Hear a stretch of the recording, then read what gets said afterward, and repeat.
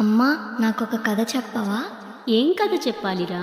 చెప్పమ్మా ప్లీజ్. నీకు ఈరోజు ఒక 2 గుర్రాల అశ్విని కుమారుల కోసం చెప్తా. వాళ్ళు సాయంత్రం 5 నుంచి 6 సమయంలో తిరుగుతూ మన మాటలు వింటుంటారు నాన్న. ఆ సమయంలో మనం ఏదైనా కోరుకుంటే అది నిజమయ్యేలా చేస్తారు.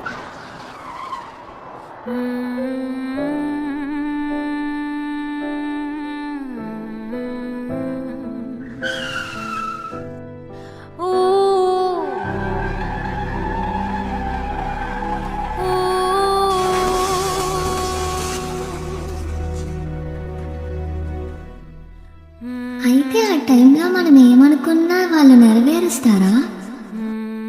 మనం మనస్ఫూర్తిగా కోరుకుంటే మాత్రం అది నిజమవుతుంది. అయితే నాకొక అన్నయ్య కావాలి.